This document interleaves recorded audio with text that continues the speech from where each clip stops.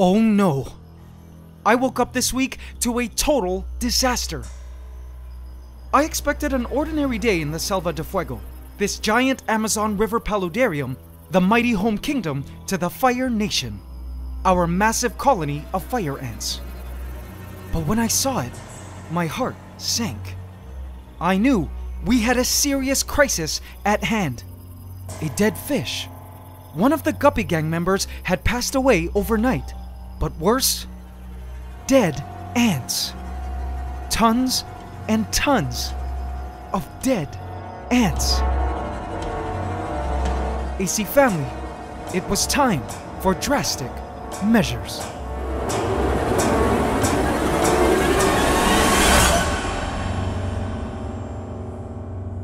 Please subscribe to my channel and hit the bell icon. Welcome to the AC family. Enjoy. So it took me a minute to figure things out, but AC family, when I did, the solution I dreamt up to solve the problem led to the creation of the most epic thing I have ever fashioned in the history of the ant room. Keep on watching until the end for the final reveal. So here's what I gathered happened. The Fire Nation, being the intelligent ant colony that they are, discovered that they no longer needed to have the colony's graveyard site take up valuable real estate, which instead could have been used for nesting, and so they collectively decided to do something I had hoped they'd never do, but inside feared they eventually would. AC family, I regret to announce that the Fire Nation has decided to start dumping all their existing dead into our river. And from the looks of things, it seems they had dumped overnight at least several months worth of dead ants into the river. Man!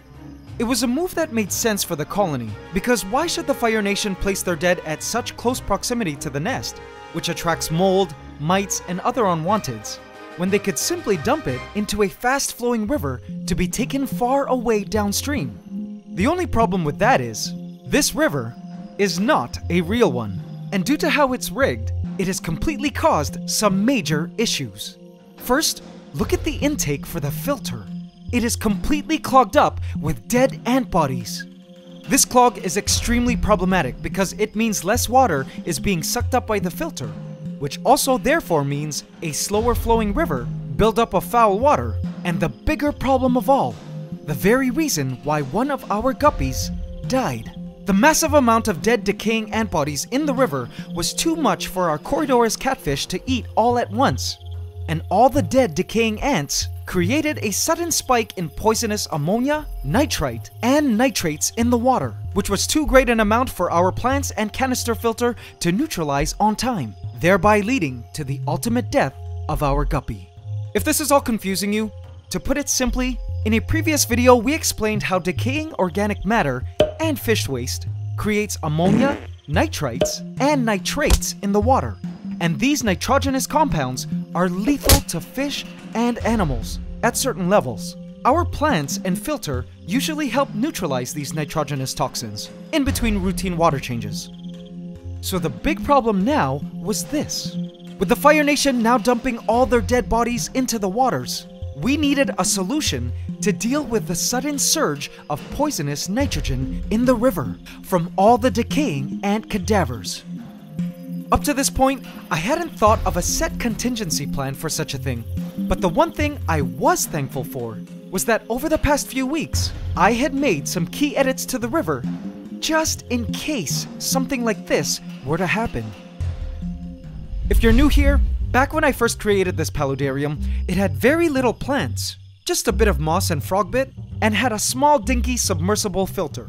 It was just enough to get by, but suddenly out of nowhere, there was a mass mysterious death of fish, and we couldn't figure out why, even if our water quality tests came out inconclusive. Now, even though we never really knew what caused the death of our fish that day, the whole fiasco caused me to think ahead and make some major adjustments to our river to better equip it to deal with future hidden disasters. We amped up filtration and added a ton of plants both into the river floor and floating on the water surface. Now, some of you commented asking, if water quality was fine according to water tests, why all these sudden changes to the river? And well, this is the reason. Preventative maintenance. I am so glad this river had a bigger filter and all these plants dealing with this sudden water poisoning. I even added a team of water lettuce a couple weeks ago to join our floating duckweed and frogbit, which surely has helped deal with all these dead ants. Even though we lost a guppy overnight, we surely would have lost a lot more, if not all, our fish, if it weren't for all of these plants and large canister filter to carry the bulk of the poison load. Now, as far as the plants, adversely, they were totally loving all this great food. Dead ants and the spike in nitrates is basically a buffet for all these plants. You see, plants eat ammonia, nitrites, and nitrates. So unlike us, and other animals, the plants welcome these ant carcasses and toxic nitrogenous compounds with open arms. I mean, roots. You can actually see where the roots have clung to dead ants. Additionally, the clogged filter also led to a buildup of suspended organic debris floating in our river, which the roots from the plants filtered out for valuable nutrition. Have a look.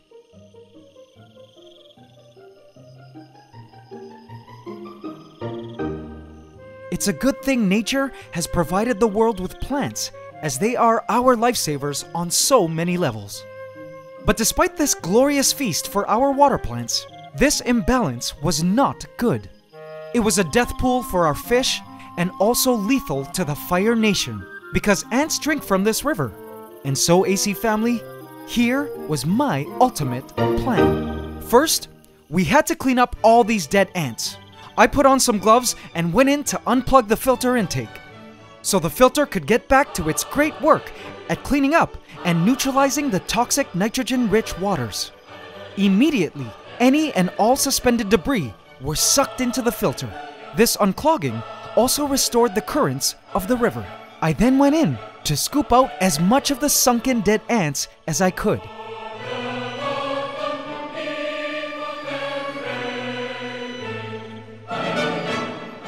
There. Now to leave the rest of the cleanup to the plants and filter until the waters would get back to normal. I also did a partial water change to get rid of excess nitrogen. But this was just a quick fix. The biggest problem had to be dealt with. How are we going to deal with future ant bodies being dumped into the river? It's not like I could tell the Fire Nation to cease their body dumping immediately. So, here was my idea. We needed to do 3 things. First, we needed to increase our team of plants filtering the water and feeding on nitrogenous toxins caused by dead ants in the water. Second, we needed to increase our team of beneficial bacteria needed to neutralize the nitrogenous toxins.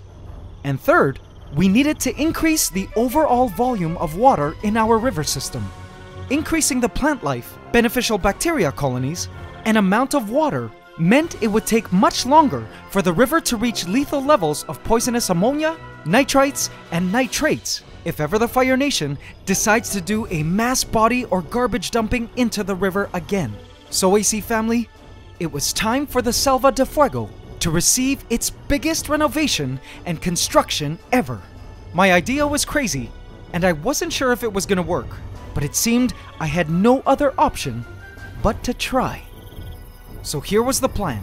Water from the river that gets sucked up here is brought to the canister filter and then pumped back out through a tube which runs down underground along the back of the Selva de Fuego, then out through the other side, feeding the river. My idea was I needed to create a separate large body of water here, which would house more plants for filtration, and then this water from this body of water would be returned to the river at this end, so the water can continue to create a flow downstream to begin the cycle all over again. So for this new body of water, I took a plastic critter crawler and I literally had to burn a semi-hole towards the top and shape it using a metal knife. With silicone caulking, I attached part of a plastic tube and pebbles to give it a more natural feel. If this area were to be exposed, this would act like a spout to move water out of the critter crawler and into the river. I then proceeded to install this into the Selva de Fuego. This new installation took several days to tweak and get right, but when it finally all came together, the final product looked like this. Behold, the new majestic landmark of the Selva de Fuego. The Fire Nation and resident Selva de Fuegans now had the most remarkable waterfall. I was utterly spellbound by its tranquil beauty and could not stop looking. Watching the crystal clear waters cascading over the rocks, forming the Selva de Fuego's new waterfall mountain, was so satisfying and calming. Have a look.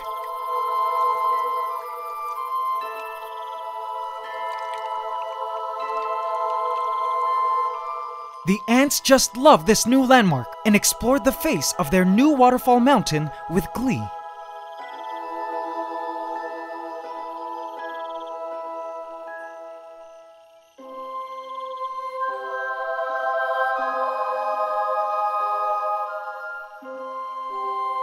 I also bet the fish appreciated this new oxygenating installment. With all of this new amazing water turbulence, more oxygen was now being dissolved into the water, as lack of aquatic oxygen was an issue some of you in the past brought up as a concern.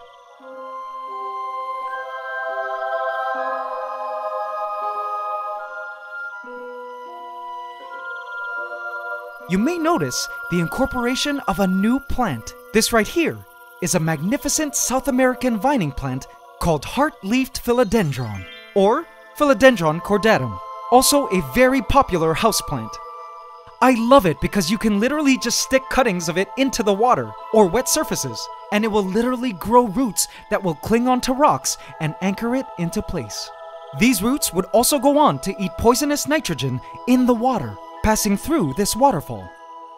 And speaking of which, if you think this waterfall is cool, AC family, check out where the true magic happens. Behind this rock mountain lays our brand new Whirlpool.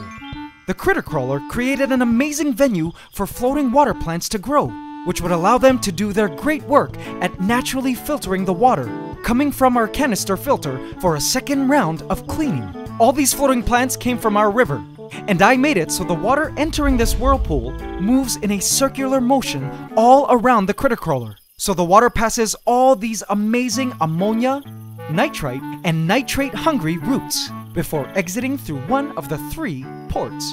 And yes, I had to add 2 more exit ports because after my initial tests, I found that the water was not leaving fast enough, and the water being pumped in from the filter caused a mass overflow of this whirlpool. Now, the water after passing through these filtering roots flows out through one of these 3 tubes, which I have obscured within the rock arrangement. I also made sure to add Philodendron into the whirlpool at certain places to ensure the floating plants and their roots do not clog any of the input tubes, as this would lead to a mass overspill again. It was also great because the Philodendron, being land plants, could continue to grow without taking up water surface area, all while eating up toxic nitrogen. Lastly, the gravel layer at the bottom of the whirlpool also provided a suitable habitat for colonies of beneficial bacteria to live and grow over time, which would help at neutralizing poisonous ammonia and nitrites resulting from dead decaying fire ant bodies and ant waste. This whirlpool gravel layer and root forest also helps trap additional debris that our canister filter might miss, keeping these waters even clearer. You'll be able to see what I mean. Overall, I couldn't express my joy at this new whirlpool waterfall installation. Not only was this new landmark absolutely beautiful, but more importantly, it was functional. With this new oxygenating waterfall, an added 7 gallons of water, and essentially now a secondary natural filter, the Selva de Fuego's river was healthier than ever and much more equipped at dealing with sudden events like a mass dumping of fire ant bodies into the river. To celebrate this new titanic event and complete the entire natural look of the Selva de Fuego, I also installed a new stone backdrop, which I loved so much because it not only made the Selva de Fuego look even more natural, but it also gave the entire paludarium an incredible depth.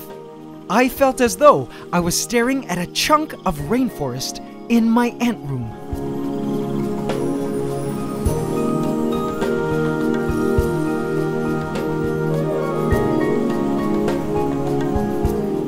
I stood for hours in awe, watching the new Selva de Fuego.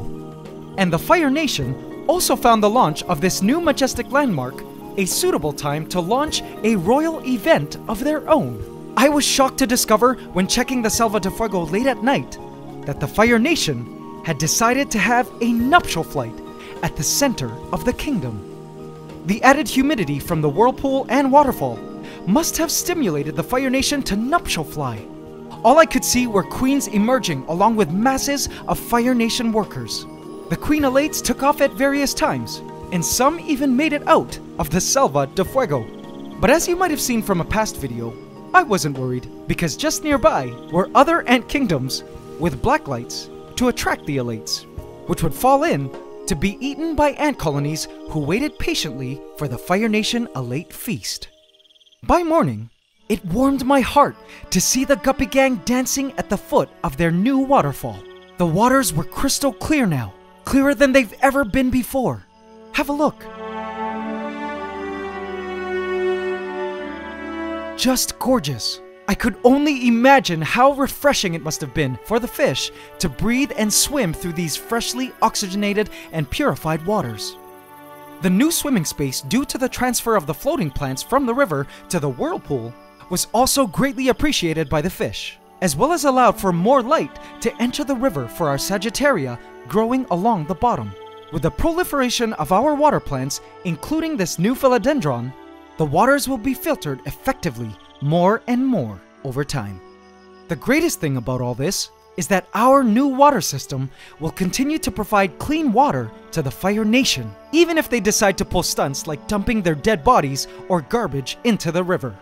It may take the Fire Nation several more months to build up an equivalent amount of dead as that which was dumped previously into the river before this whole mess, but by then, our new river system will have much more plants, a greater colony of neutralizing beneficial bacteria, and will overall be fully equipped at handling such a death dump.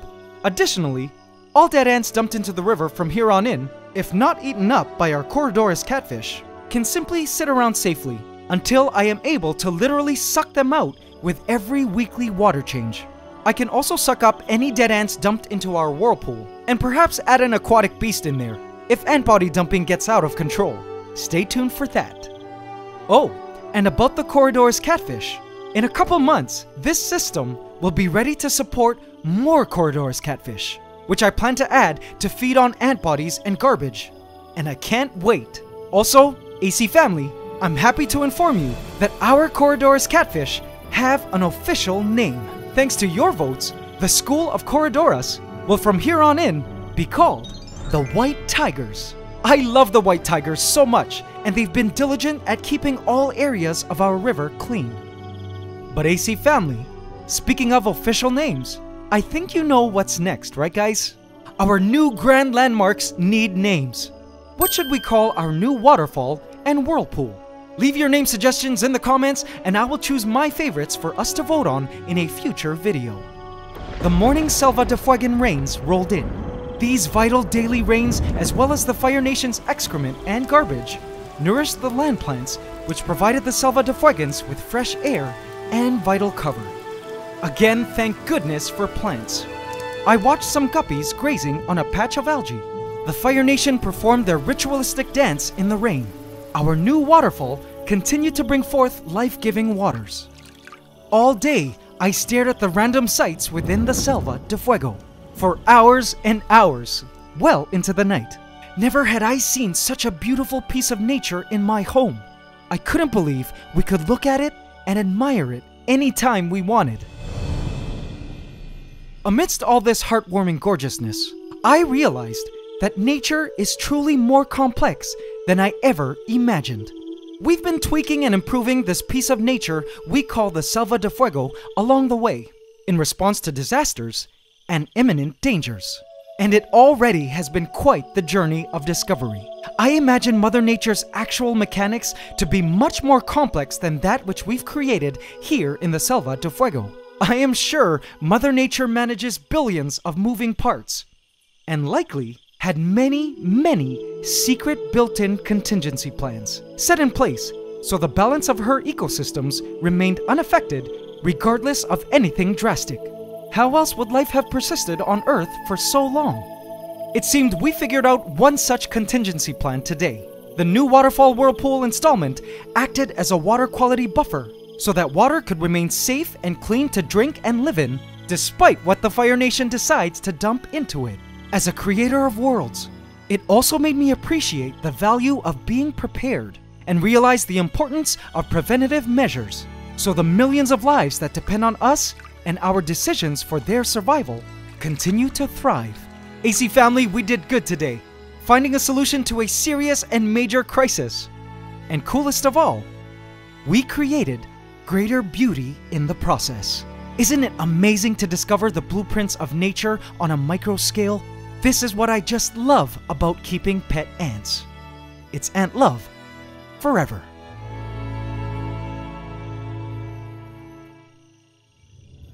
Now on to a neighboring ant kingdom that I've been dying to update you all on. They've truly been pioneering hardcore, and I feel are well on their way to becoming a successful ant kingdom. I have some key updates on our huge, aggressive, and queenless Diacama ant colony, whom I call the bullet ants of Asia, living quietly in the Shire. And AC family, I can't wait to show you how they've been.